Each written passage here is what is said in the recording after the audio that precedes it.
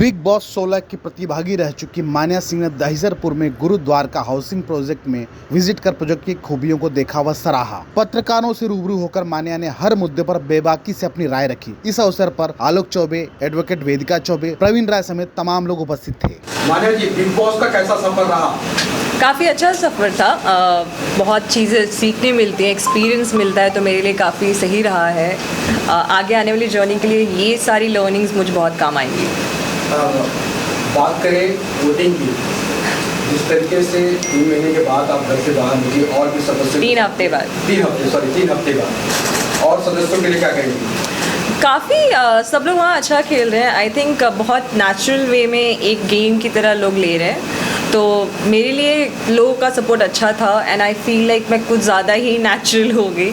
तो वो मेरे लिए काफ़ी ऑकवर्ड सिचुएशन हो गया, क्योंकि आप अगर टेलीविज़न पे जाते हो कहीं ना कहीं थोड़ा बहुत आपको फेक बिहेव करना पड़ता है, विच वॉज कम्प्लीटली बियॉन्ड जो मैंने सीखा नहीं है अपनी अपब्रिंगिंग में। तो वो मेरे लिए थोड़ा सा आज आपने एक गुरुद्वारिका प्रोजेक्ट में यहाँ पर आए हैं, किस तरीके का फ्लैट वगैरह आपने, मैंने देखा बहुत विजिट किया आपने, क्या ये मेरा ड्रीम हाउस है।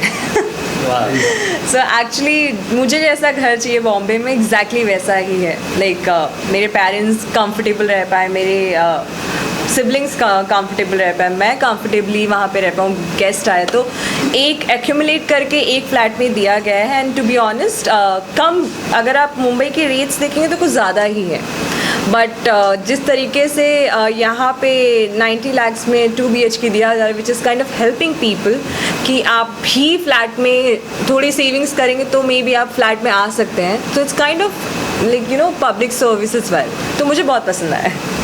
जिस हिसाब से आप एक छोटे तकबे से लेके आज इस मुकाम पर पहुँची, फीलिंग होती है हर आदमी की मुझे कुछ बड़ा मिलना चाहिए, लेकिन इस छोटे बजट पे आपका ही मन क्यों लगा? छोटा बजट, सॉरी, ये पूरे चर्चगेट से लेके इवन मीरा रोड तक सबसे सस्ता 2 BHK, ये एक तो पता आदमी सस्ता भी है और अच्छा भी है, तो आपको इसमें क्या स्पेशलिटी क्या है? स्पेसिफिकली अगर आप यही फ्लैट जाएंगे कांदिवली, मलाड और अंधेरी साइड में देखने, तो आपको 2-3 करोड़ या उससे ज़्यादा में ही मिलेगा, उससे कम में तो नहीं मिलेगा बेसिकली।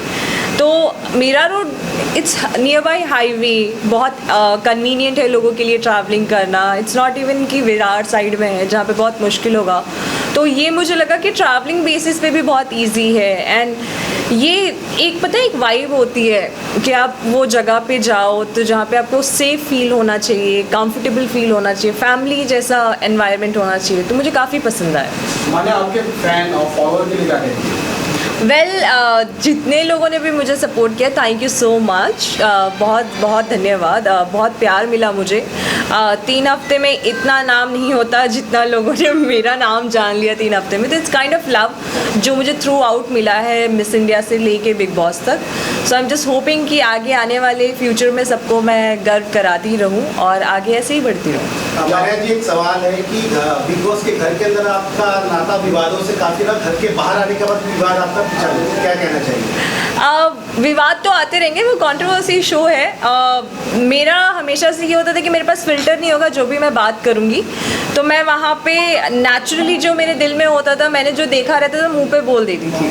मतलब स्ट्रेट फॉरवर्ड लड़की, वही सीखा है मैंने हमेशा कि सच का साथ दो, ऑनेस्ट रहो। तो जब आप ऑनेस्ट रहते हो तो रास्ता हमेशा मुश्किल ही होता है। और मैं बाहर आने के बाद भी बहुत लोगों ने मुझे पूछा कि ये क्यों हुआ, ऐसा क्यों हुआ, तो मेरा हमेशा से ये रहता था कि मेरे लिए जो सच का रास्ता था वो पछतावा नहीं था। मैंने जो भी बोला, मैं हमेशा से उस पर कॉन्फिडेंट थी कि मैं क्या देख रही हूँ, क्या बोल रही हूँ, तो मुझे वो विवादों से डर नहीं लगा। तो टॉप 3 में आप किसे देख रही हैं? फिलहाल तो मैं गेस नहीं कर सकती, बट जितने लोगों के साथ मैं क्लोज थी, साजिद खान जी और अब्दू, ये बहुत स्ट्रॉन्ग कंटेंडर है, बिकॉज उनको यू नो झगड़े करने की ज़रूरत नहीं है, लेकिन वो मास्टरमाइंड भी है गेम के, तो कहीं ना कहीं वो काफ़ी अच्छा कर रहे हैं। इस प्रोजेक्ट को लेकर दर्शकों के लिए क्या कहेंगे? आपके दर्शकों के लिए इस प्रोजेक्ट को लेकर क्या कहेंगे? कौन से प्रोजेक्ट की बात कर रहे हैं, बिग बॉस वाले? नहीं, ये गुरुद्वारा। एक्चुअली अगर आपको अपने सपनों का घर चाहिए तो आप ये डेफिनेटली चेकआउट कर सकते हैं, यहाँ पे आइए। बिकॉज आई जेन्युइनली जब मैं बॉम्बे में आई थी तो मैंने किसी के घर में एंटर किया था और ऐसे ही घर उनका था, तो मैंने सोचा था मेरा भी घर ऐसे ही होगा। तो अगर मुझे पसंद आया, तो आप सबको पता है कि मेरी चॉइसेस कितनी सिलेक्टिव होती है, तो अगर मुझे पसंद आया तो शायद आपको भी बहुत पसंद आएगा। माने जी आलोक जी ने क्या कहेंगे, और खासकर प्रवीण भाई जिस तरीके से वोटिंग करने के लिए लगातार लोगों को प्रमोट करते हैं, क्या कहेंगे? प्रवीण अंकल हमेशा से ही बहुत प्यार दिखाया उन्होंने। कभी जब मैं मिस इंडिया बनी थी तब से उन्होंने मेरी हेल्प की है। लाइक कोविड टाइम में मेरे पापा पॉजिटिव थे, पूरे घर के लोग पॉजिटिव थे, उस टाइम पे उन्होंने उस सिचुएशन में बहुत ज़्यादा हेल्प की मेरी। So I will always be grateful कि उन्होंने जितना भी मेरे लिए किया है। एंड स्पेसिफिकली इनकी जो असाइनमेंट्स है द्वारका प्रोजेक्ट को लेके, I am really really honoured कि बहुत अच्छा कर रहे हैं। तो I wish them a luck. आपके प्रोजेक्ट में एक फेमस कलाकारा आपके बीच में बैठी हुई है, आपके साइड को विजिट किया, क्या कहेंगे? सबसे पहले तो मैं थैंक्स बोलना चाहता हूँ मान्या जी को, और मैं इनको अप्रिशिएट भी करता हूँ कि इनका भी जीवन पूरा संघर्षों से भरा रहा, और जिस परिवार से ये उठकर मिस इंडिया के स्टेज पर गई हैं, मतलब नेशनल लेवल पर जाना, मतलब ये it's not a easy job. और उसके बाद फिर इन्होंने बिग बॉस, मतलब जो मेरा हमेशा से फेवरेट शो रहा है, लाइफ में कभी मौका मिला तो मैं भी जाने की कोशिश करूँगा, वहाँ पर ये गई। इनका जो संघर्ष है, और कहीं ना कहीं हमारा जो संघर्ष है, हम लोग भी मतलब एक मिडिल क्लास फैमिली से उठकर यहाँ पर आए हैं, तो मैं मान्या जी को यहाँ पर इसीलिए बुलाना चाहता था कि लोग इनसे प्रेरणा लें कि एक बहुत मामूली से परिवार के अंदर रहकर अगर कोई मिस इंडिया बनने का सपना देख सकता है, तो वो कॉन्फिडेंस कितना बड़ा होगा, वो मान्या जी से सीखने की ज़रूरत है। वो कॉन्फिडेंस मैं भी इनसे लेना चाहूँगा कि इतना बड़ा कॉन्फिडेंस आपको कैसे आया, आप जिस परिस्थिति से आप जहाँ रह रही थी, जिस परिस्थिति में रह रही थी, जैसे आपके फादर थे, वहाँ पर कोई भी मतलब एक बच्ची जो है वो ये सपना तो नहीं देख सकती है, लेकिन आपने देखा, उसको पूरा भी किया। और ये जो जर्नी आपकी रही, वो जर्नी एक्चुअली प्रेरणा देने लायक जर्नी है। आप हमारे यहाँ पर आई, हमारे प्रोजेक्ट को अप्रिशिएट किया, हम लोग इसके लिए ढेर सारा मतलब शुभकामनाएं भी आपको देते हैं। और बिग बॉस को मैं फ्रॉम फर्स्ट डे से देख रहा था और फॉलो कर रहा था, और इन्होंने मतलब जो बोला कि एक्चुअली ये सच्चा गेम खेल रही थी जो है, इन्होंने कुछ छुपाया नहीं। लोग क्या कर रहे हैं कि अभी अभी मतलब कि वो ओपन होना शुरू हुए हैं, और ये फ्रॉम फर्स्ट डे से ओपन हो गई। शायद मुझे लगता है कि ये डिसएडवांटेज रहा इनके लिए, लेकिन मैं ऐसा चाहूँगा कि वाइल्ड कार्ड एंट्री जो है ना इनकी होनी चाहिए। अभी भी मैं होपफुल हूँ कि मतलब वाइल्ड कार्ड एंट्री में मैं इनको देखना चाहूँगा।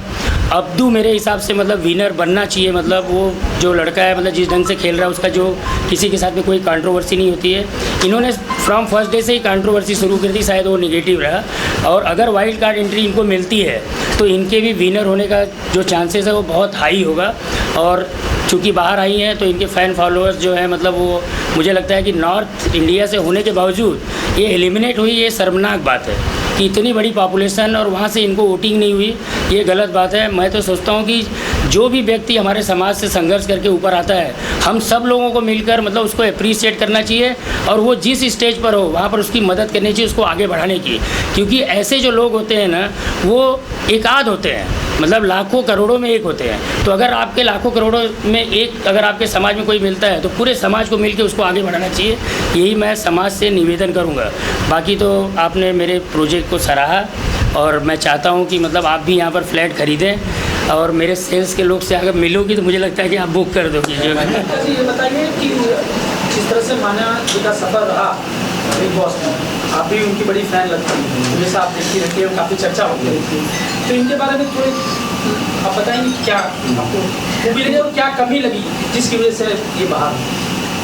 नहीं, मुझे ऐसा लगता है कि मान्या जी जैसे औरतों की हमारे समाज में बहुत ज़रूरत है।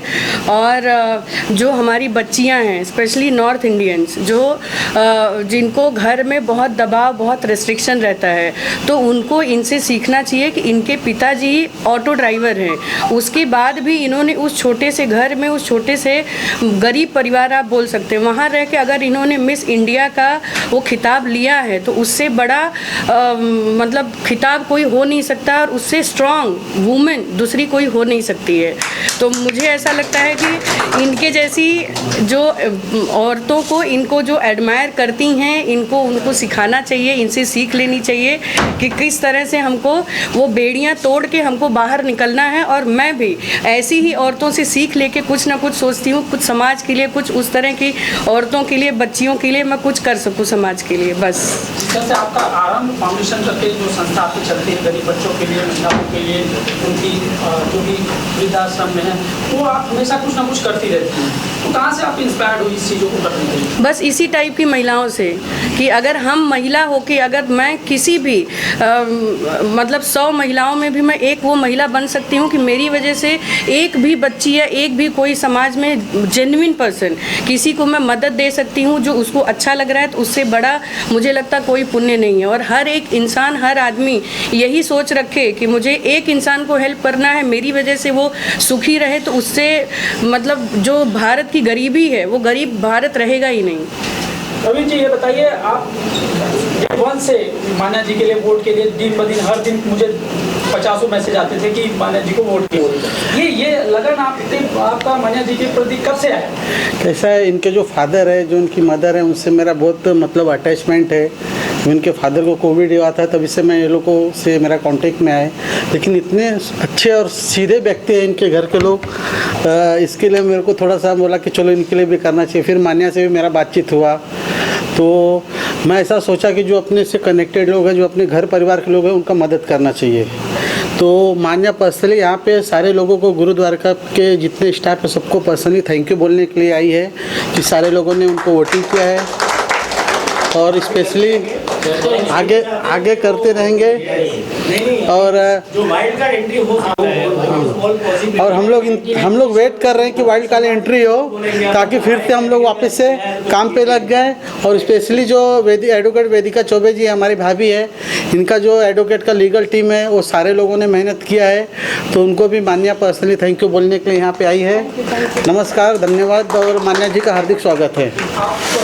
अपने प्रोफेशन में आए, इसके बाद आप बिल्डिंग कंस्ट्रक्शन लाइन में आए, अचानक आपको इतने कम बजट में फ्लैट बनाने का कहाँ से ये आइडिया आया? जैसे कि आलोक जी ने बताया, एक्चुअली कोविड में लास्ट 2 साल में ये महामारी में हमने बहुत कुछ देखा। सब लोग, हर परिवार में मुझे ऐसा लगता नहीं कोई परिवार इससे अछूता रह गया।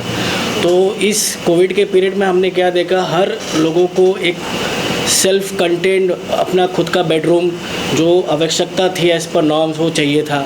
तो हमने उसी तर्ज पे हमने सोचा ये 474 का जो एरिया है, जो 1 BHK भी बेचा जा सकता है, या हमने उसको पहले इनिशियली प्लान किया था 474 एज अ 1 BHK, बट हमने उसको रीडिज़ाइन करके हमने बोला कि ये लोगों की अगर एक स्मॉल फैमिली, जो बोले कपल फैमिली जिसके 2 छोटे बच्चे हो या फिर स्कूल गोइंग बच्चे हो, उनको पढ़ने के लिए स्पेस चाहिए, तो अगर माँ बाप बेडरूम में रहेंगे वो हॉल में रहेंगे, और अगर किसी के माता पिता हो तो वो हॉल में रहेंगे, तो बच्चे क्या करेंगे। तो इसलिए हमने एक सेल्फ कंटेंट बेडरूम टाइप बनाया जो बच्चों के पढ़ाई के लिए अच्छा हो। तो एक यंग कपल के लिए हमने सोचा, और वो लकीली बहुत अच्छा हिट रहा। हमारे एग्जीक्यूशन टीम ने उसको अच्छे से सैम्पल फ्लैट बना के उसको प्रेजेंट किया लोगों के सामने, और लोगों ने बहुत सराहा है। तो हम तो ये, बट कंपटीशन वाइज हम नहीं चाहते कि ऐसा कुछ कि लोगों के दिमाग में हो, हमने तो एकदम प्रैक्टिकल अप्रोच दिया। और हम आजकल जो कंस्ट्रक्शन इंडस्ट्री है बहुत मतलब ओपन टू वो है, रेरा आने की वजह से आज कोई भी चीज़ छिपाया नहीं सकता, कस्टमर के सामने कोई कुछ चीज़ छिपा नहीं सकते। तो हमने 474 कारपेट बेचा है। 474 कारपेट में पूरा सेल्फ कंटेंट फ्लैट है। तो मुझे लगता है कि सब लोग की ये जो मेहनत है, एवीए एज अ ग्रुप हमने जो मेहनत की है, वो सबका पूरा योगदान है। और आगे भी हम करते रहेंगे, जैसे आलोक जी ने बताया, हम और बजट फ्लैट बनाएंगे, कोशिश करेंगे ये प्रोजेक्ट में और दूसरे प्रोजेक्ट में करते रहेंगे, सतत प्रयत्न करते रहेंगे समाज के लिए।